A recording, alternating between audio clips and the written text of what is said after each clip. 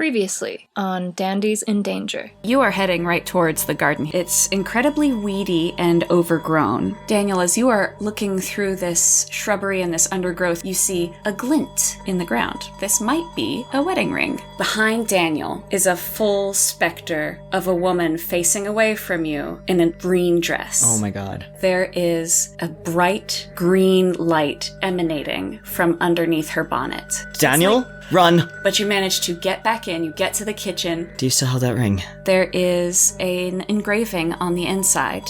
My Tabitha. Wasn't it Tabitha King? Wasn't it Nathaniel's sister? So her ring is out there, and I assume that was her ghost as well. Should we keep investigating? Well, of course.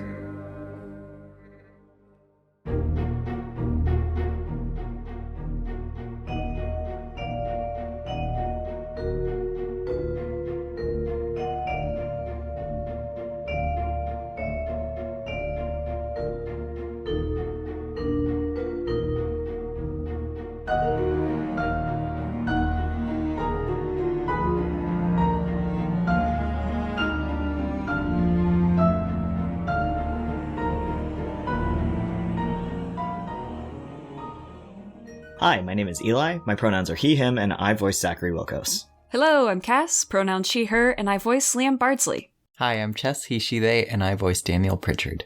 Hi, I'm Toast, pronoun she, they, and I play Adrian Edwards.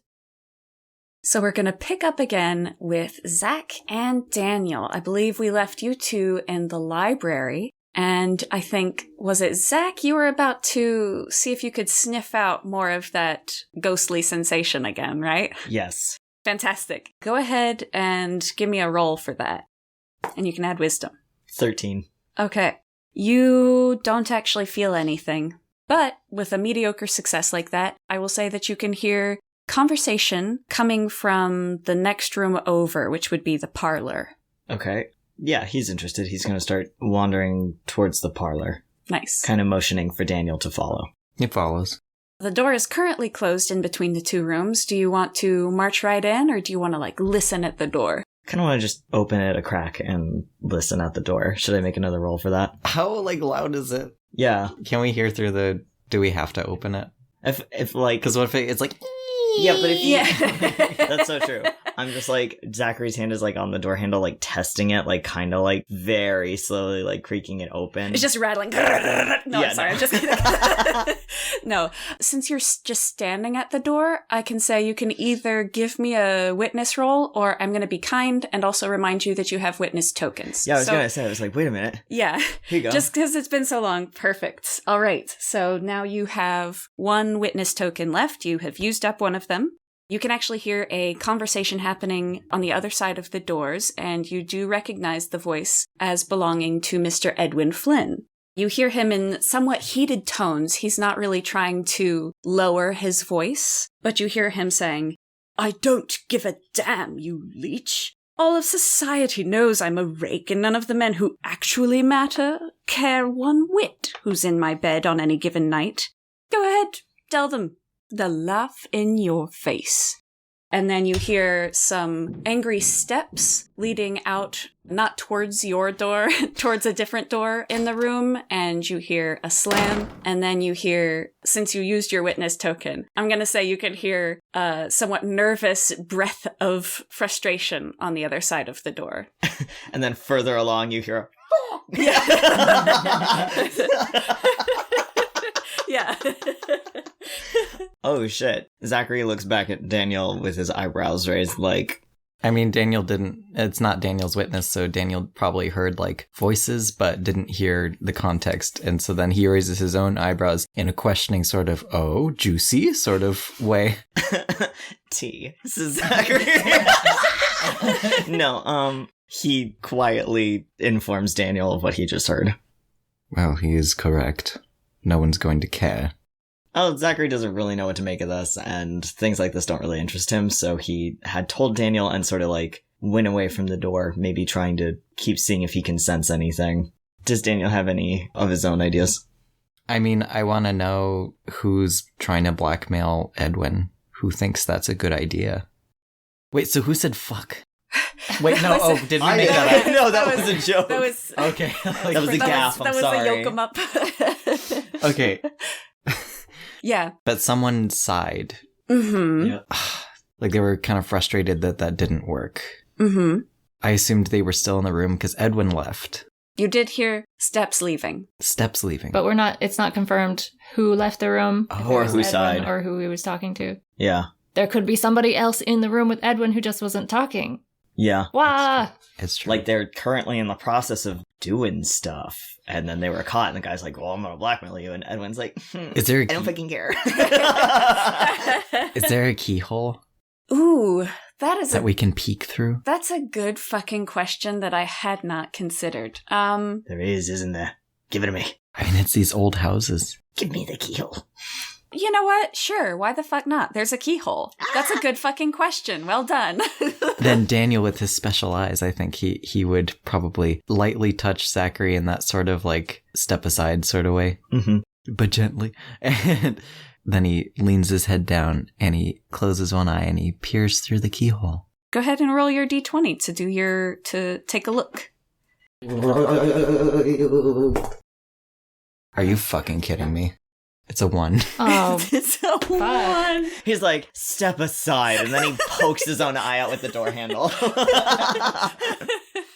I'll handle this. Ah. Yeah, I mean, a one's pretty bad. You can't really see anything. Whoever it is, they are not within view of the keyhole. The keyhole's pretty small, so you can't get the right angle on it, unfortunately. Oh, but you got a 1, didn't you? Yeah, you gotta punish me. Punish me, Daddy. Okay, here's what happens is that you do get down close and you're trying to look, but your forehead bonks the door handle a little bit and it jiggles. They're gonna hear us.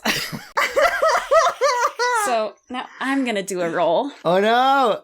Without even thinking, Zachery is already like slapping Daniel's shoulder, like, what is wrong with just you? hear, like, you stupid bastard. The person on the other side of the door did get a 17, so... we're fucked.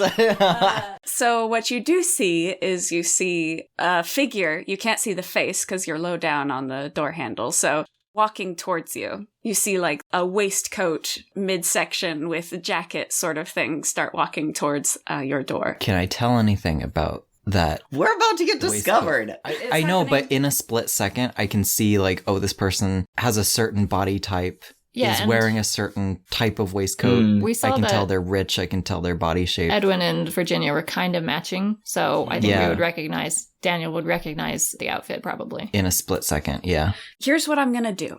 I'm gonna tell you what you see, but I'm not gonna give you any context, and it's up to you, Chess, the player, if you remember who this is. Okay. That's what I'm gonna give you with your nat 1. Okay. So you can see that it is the midsection. There is a dark blue coat with a gold waistcoat, and it is a broader body type. Broader is in like fit or like Sylvester. As in wider. So like Sylvester. My wife Yes. is nodding at you. So I think Yes. vigorously. I think it's Sylvester. Sylvester's getting some investors. I had thought it was Sylvester, like because he's been like cozying up to them the entire night. And so it makes sense that he's like, feels like he can do that because he has something on Edwin. What you gonna do? I'm gonna push you now because he is walking towards you. Zach, you can react as well. Zach doesn't know anything's coming. He doesn't. You did hear the doorknob rattle Oh, whenever I'm sorry. Daniel bumped it. You're right. Daniel makes a blunder, and Zach is already kind of grabbing him to like go hide behind a bookshelf. He's like, "Get what you get." I mean, he's following. So he first He's dragged him behind like a bookshelf somewhere, and it's just like, shh.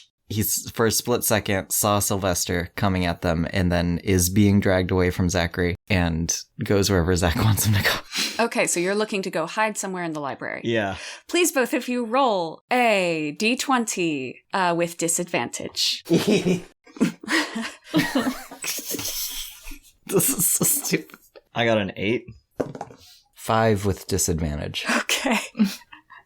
Okay, so we had an 8, which is moderate, and A failure. 5, which is definitely not. So I'm afraid you are not sitting on one of the chairs, even reading a book upside down. I think by the time Sylvester opens the door to see what's going on in here in the library, Zach has managed to run over to one of the tables and has picked up a book. But Daniel, on the other hand, is still like scrambling away from You the can door. see me running from the door. Yeah, and you whip around and turn to face him like as he opens it, but it was very clear that you were like departing from the door. Hello there. Well, yes, good evening, gentlemen. He obviously can't remember either of your names because he clocked quite early on in the evening that the two of you were not wealthy patrons of this establishment. Sylvester also just sort of stands there, and he's got an empty wine glass in his hand, and he's just sort of standing there staring at you. Since it's very clear we were there. Well, it was very clear that one of us was there. Daniel says, not much luck there. Ooh. Zachery hides his face in the book even more. That's excellent. Daniel is now on guarded terms with Sylvester. My goal is enemies. You're joking about that, but there are some advantages to that as well, because that means that they will be less likely to perceive details about you and your life, and ultimately less likely to convince you to do anything. Mm-hmm. And then he says, no matter. We all climb the social ladders differently. And then he pats Sylvester on the shoulder twice. Pat, pat. And then he points at the empty wine glass and he says, maybe steer clear of that, This ballsy motherfucker. That is ballsy as hell. Okay. He's caught, so now he's just gonna be a bitch. Yes, I do really love this. So go ahead. I'm going to roll a d20, and I would like you to roll a d20 as well. I would like you to add your influence, because I feel like this is sort of like your little bit of intimidation kind of thing. So let's have you roll your d20 plus your influence. 19 plus 2. Damn! Okay, yeah, this is... You have thoroughly intimidated Sylvester, and his face just turns chalky. You can see the wine glass in his hand start sort of shake a little bit, and he just freezes in place. He's got like a little bead of sweat dripping down his forehead now. He's going to turn and walk past you into the library and walk out the other side of the library. So walk through that door there. So now the door into the parlor is now open still. So you could look in there if you wanted. And Sylvester has left. He doesn't even slam the door behind him whenever he goes out through the library exit. We now see how Daniel got into a bunch of duels in his slightly younger days. Mm-hmm. He says he's left that behind, but he's still kind of bitchy. Yeah, Zachery puts that book down, and it is like the widest-eyed expression towards Daniel, but there's also like this smile, like, dude. Daniel kind of shrugs in a sort of like, well, what the fuck else was I supposed to do? He's like smiling and nodding. Like, and if they had invented thumbs up at the time, he would have been giving him a thumbs up. But he's like smiling and nodding in a very good show kind of way. Gets up and goes over to him and he's like, I didn't expect that. Neither did I. I'm sorry. I bumped my stupid noggin against it. Knob. Well, I guess Sylvester will think twice before messing with us, won't he? Or you, at least. I should hope so. I should hope he just avoids us entirely. What are we going to do about... And he points towards the parlor. Well, do they have the phrase curiosity killed the cat yet? Why would I say that? I want to be Wait, let's go check it out. Yeah, baby. Oh, that 19 plus 2 only lasted so long.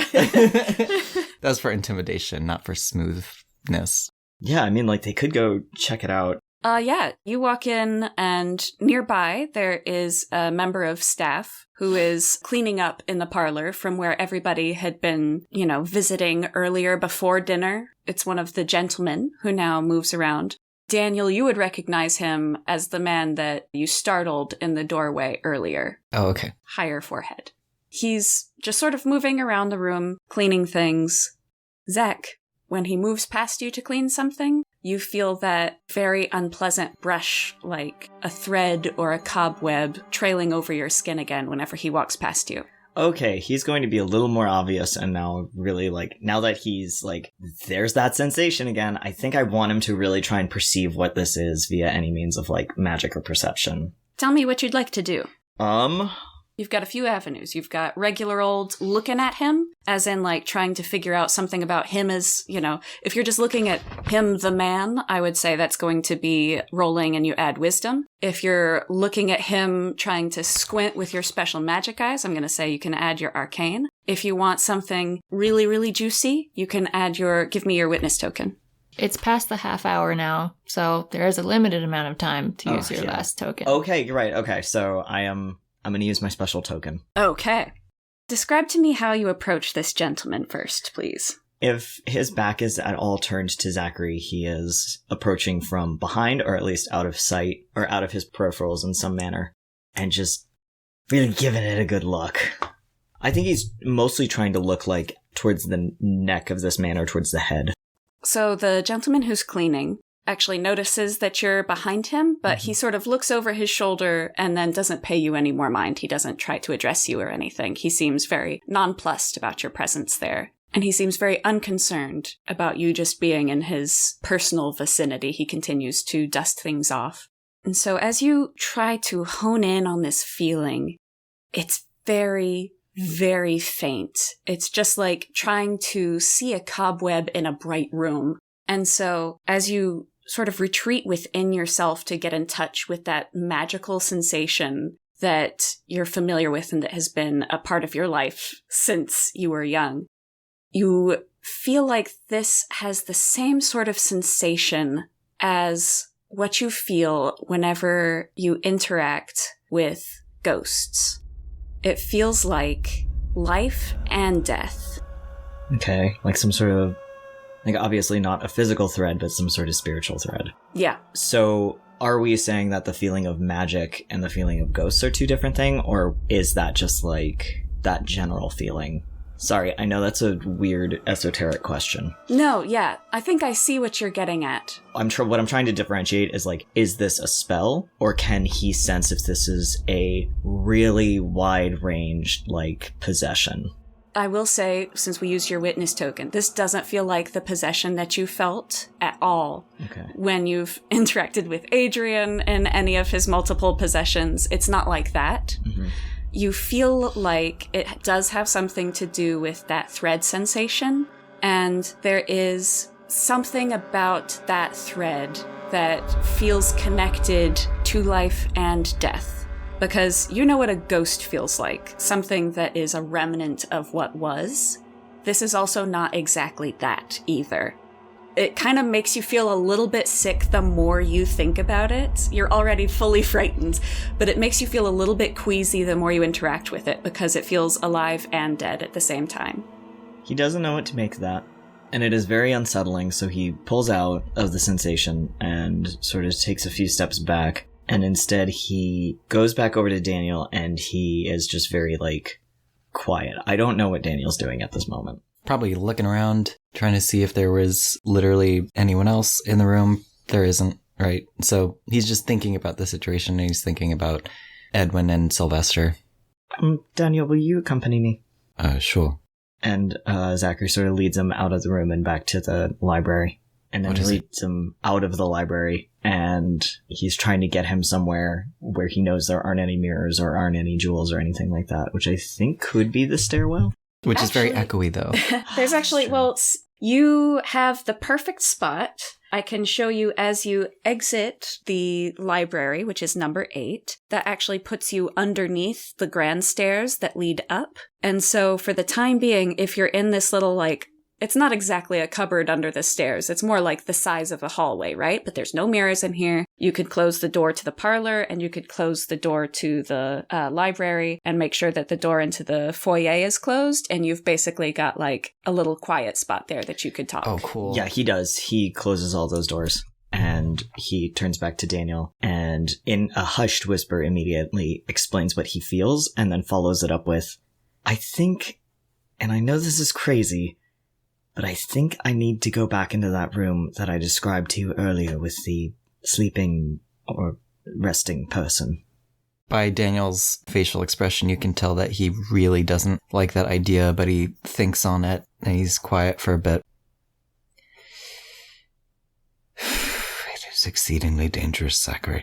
I know. Perhaps maybe I won't go into the shadows, but maybe if we stand outside the room, I can get a good sense. Well... And shadows can be a last precaution. Or a last resort, rather. Not really a precaution, seeing as how it's putting me directly in danger, and precautions are like pre the caution, do you know what I mean? I think maybe it's a good idea. Well, in this case, Zachery, I think being in the shadows would be more safe. Interesting. You've never thought that before. Well, Daniel can't see Cass's face. Well, you don't want to be perceived by whoever's in the bed. Or maybe going into the room is the last result, but... So you wish to go outside of it and observe? If I can pick up on that same energy, yes, because it might be a lot stronger if that is the person manipulating all of this. I just want to check, but I'm sure whoever is at the very center of it is probably radiating a lot of that energy. Well, do you remember any mirrors when you were in that hallway? It has one, but I wouldn't be able to be seen by it if I were to slip in and out of the shadows. Puts a hand on his chin, thinking, which is something his father does. Very well, but do you want me to come with you? Yes, I think that would be wise. Very well. He seems more relieved by that than by Zachery going alone. Also, what time is it and when do the men's baths happen? In about... He takes out a pocket watch. Should be in about like 15 minutes or something like that, right? Yeah, you're about right. That's more than enough time. Let's go. So I assume that you all are taking the grand stairs, because you're right under those right now. So I assume you're taking the grand stairs to get up to the next floor? Yeah. As you are rounding the corner there to go up onto the, well, what I've been calling the first floor, as opposed to the ground floor, which you're leaving right now. So you get up to the first floor. You hear, Daniel, you hear someone calling, Mr. Verdi? Is it Dorothea? Mm-hmm. Okay, then his head whips around to her. She's at the top of the stairs and she sees you. She's holding something, but you can't quite see what it is, but she sees you and she seems very relieved to have found you. But then she pulls her face back into check and she starts descending the stairs and she says, "Oh, Mr. Verdi, I'm glad I found you." And she turns to you, Zach, and she says, "It was Mr. Wilkos as well, yes?" Yes, ma'am. He bows slightly. Lovely to meet you. Again. Anyway, she looks actually a little bit concerned. You know, I was just thinking about our conversation earlier, Mr. Verdi. Oh, yes? Yes. And Zachery, you feel a very slight ping of the presence that you had felt in the hallway with the banging. It's a very slight, but it's exactly the same feeling, and you can feel it from whatever is coming from her hand. And she says... His eyes dart to her hand. So, it's quite funny. You know, I went into my room to do a little bit of writing, and she's sort of standing awkwardly on the stairs, not knowing, you know, she decides actually that everyone's going back up the stairs, and so she sort of turns around and starts walking back up. Well, I went into my room, and I was doing a bit of writing, and then I noticed that there was something on my desk. It's a children's toy. It's one of these. And she holds it up, and what she's holding is a thaumatrope. Is anyone familiar with that? I'll describe it, because it's actually very cool. A thaumatrope is a little paper optical illusion. It is a round disc that is strung between two strings, and you have half of the image on each side. And so when you spin the little paper disc between the two strings, it creates the full image. Oh, like an animation or? Yeah, basically like that. So, for example, some popular ones that you might see is there might be a bird cage on one side and a little bird on the other side. And whenever you spin it, it looks like the bird is in a bird cage. What's the picture on this one? On this one, she holds it up for you. Do you take it, Daniel? If she's offering it to me, yes. Zachery holds out his hand. Yeah. To Daniel to be like, don't touch that. Dorothea looks at you in a little bit of confusion, but doesn't say anything. Might I see it instead? Yes, of course. And she looks to you, Daniel, for a second because she trusts you, and so she wants to know if you think that that'd be a fine idea. He nods. Okay, then she hands it over to Zach. Apologies. He looks at the pictures. So on one side, you can see there's an image of a child sleeping peacefully in a bed. And then on the other side, you can see that there's an image of a guardian angel. I hate that. That's not good. That's... Cassidy. Editor's note. What the fuck? So are you just looking at it from side to side, or are you spinning it? I don't like how specific you are. No, he doesn't fucking spin it. Okay. Yeah, he... Or would he? Oh, you little curious bastard. Spin it. Spin it. Spin it. I think he doesn't... No, I don't think he has the intention to spin it, but he does look it over at both of the pictures, and he looks at Daniel instead, and he goes, it has the same energy as the wall. What wall? Yeah, Daniel's eyes dart to Dorothea, like, you're just saying this in front of her. She seems like actually kind of relieved. She's feeling a little validated. So she says, what wall? Miss Crispin? Yes. This is not yours, is it? No, I found it in the room where I was staying. It looks like it's a child's toy. Had you visited your room before? Well, only to drop off a few things, not to really sit at the desk. And it was not there prior? I couldn't say for sure. Like I said, I didn't visit the desk before I went in there. He thinks for a moment. What wall? You said energy. One more question before I answer yours. Why bring this to us? Or Daniel? What? Ooh, are you gonna... Does he slip and say Daniel? Yeah, he slips in. Daniel stiffens a bit. Daniel? Oh, sorry, Mr. Verity. Oh, it's all right. Dorothea, my name, Giuseppe Verdi, is actually an alias. I am an author, just not of travelogues. My name is Daniel Pritchard. Oh. Out of vanity's sake, he was trying to see if, do you recognize the name Daniel Pritchard? Does she? She does think for a second, and she says, oh, Daniel Pritchard. Daniel Pritchard, so was that the Black Sails? Yes. His eyes light up that she recognizes him. Oh, wonderful, but then why Giuseppe Verdi? Well, I sometimes like a small retreat without anyone knowing who I am. Well, I suppose it must be nice to have that sort of notoriety. But to answer your question, Mr. Wilkos, and, well, perhaps we ought to come back to my room? It's just around here. She's a lady inviting men back to her room. She is. She's very freaked out, so she wants you to follow her back. That is a good point, that this is, like, a little bit out of the ordinary. Zachary's eyebrows raised, looking at Daniel. Oh, no, not like that. It's all right. We understand. We'll leave the door open. Yes, yes. Which he actually has no intention of really leaving the door open. But Daniel knows that it must be very, very urgent what she wants to communicate to them if she is okay with this social faux pas. So the three of you walk together up to the very top of this grand staircase onto the first floor. Dorothea leads you to a room that is in the very northwest corner of this floor. As you walk in, you see that this is the honey room. Everything is a light yellow color. There's 2 windows, one facing west, one facing north. There's pale yellow curtains on the windows and on the 4-poster bed. There's honeycomb patterned soft yellow rug, wallpaper with bees and little yellow flowers, and also a white desk with a vase of small yellow wildflowers. This room's cute. Yes. There's an oval mirror hanging from the wall, a chest at the foot of the bed, a wash basin on the table by the mirror, and a pair of pastel yellow upholstered chairs. There's also an empty birdcage near the desk. Zachary instinctively takes a look around the room anyway, but also goes immediately towards the mirror and takes it off the wall anyway. You turn it around. Give me just a regular old D20 wall, because this is one of the bigger ones hanging up on, like, a wall, so... Do you need help? Probably. Well, Daniel, are you going to help? Sure. Then you can roll with advantage, Zach. Okay, cool. Oh, 18. Yeah, you're fine. You take it down nice and easy. Dorothea, however, is very perplexed. She says, what is...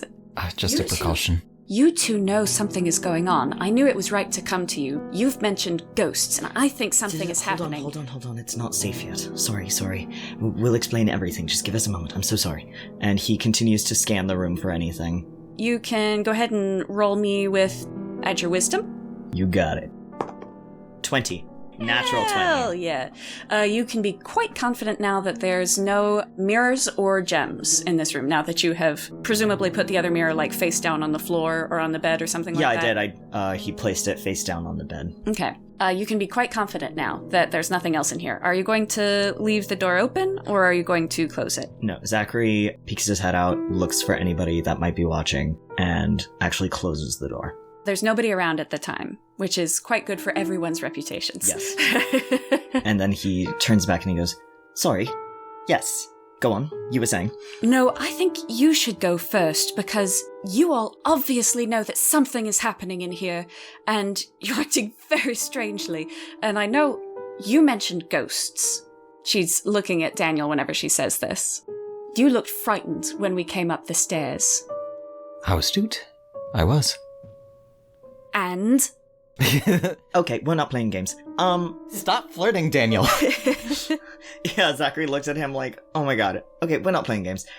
There's something very, very wrong with this house, and myself and Daniel and 2 others are trying to assess what that problem could be. And we think it has something to do with the springs, and we also think it has something to do with this mysterious benefactor of our hosts, and we believe that the house is deeply haunted.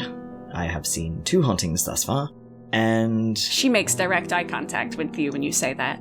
It's not that serious. He shrugs. It's quite serious. It's not that serious. And we're trying to figure out what's going on, and actually I think it best if you are not kept in the dark, seeing as how you seem to be a rather bright, intelligent person, and could be of use in helping us observe these things, unless you don't want to be involved in. In that case, I perfectly understand, because I wish I wasn't involved, but I am. So, giving you the option right now, you can either tell us to get out, or you can suss us out for more information. Well, of course I need to know what's going on. Let me show you this. And she holds up the thaumatrope, and she's going to say, this is why I had to come find you, Daniel. And she says, watch closely. I thought my eyes might have been playing tricks on me, but I think you should see this. And she holds it up to spin it. As you watch the thaumatrope go faster and faster, you can see that the guardian angel appears to now be leaning over the child as they sleep peacefully in their bed. And for a moment, nothing happens. And she says, just wait, just wait. She gets a little nervous because she's afraid it's not going to happen, but Zachery, you feel the energy increasing from this thaumatrope. You see it continue to spin, and then, instead of the guardian angel leaning over the child, you see a woman in a green dress with a long poke bonnet leaning over the child in the bed. Is this the same woman as the garden? Mm-hmm. Oh, shit. Dorothea continues to spin. She goes, there, that's what I saw. And as she continues to spin it, making sure that you and Daniel are getting a good look at this, the woman in the image begins to lift her head up from where she's gazing at the child and begins to point it towards you.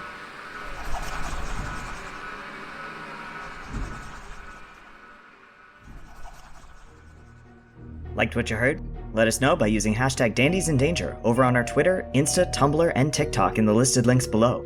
We'd love to hear any and all comments, questions, and theories as to where the story might be headed. Want to support us and our lads' adventures more directly? Then please consider clicking on the link and becoming a patron today. For just $1, you can gain access to our longer, uncensored outtakes and blooper reels. For $5, you can have access to exclusive stickers, in-world letters written by and for the lads, poetry by Adrian and Daniel, and original music from the show composed and scored by Chess Albanese. Can't afford to support directly? No problem. Podcasts survive by word of mouth. So if you like what you heard, tell your friends, family, and local graveyard ghosts all about these exciting tales. Thank you, and we'll see you next time. Dandies in Danger is written and voiced by Elijah Bergateres as Zachery Wilkos. Cass as Liam Bardsley. Chess Albanese as Daniel Pritchard. And Toast as Adrian Edwards. It is edited by Toast. Original score and music composed by Chess Albanese. It is produced by Dandies team, and made possible by listeners like you.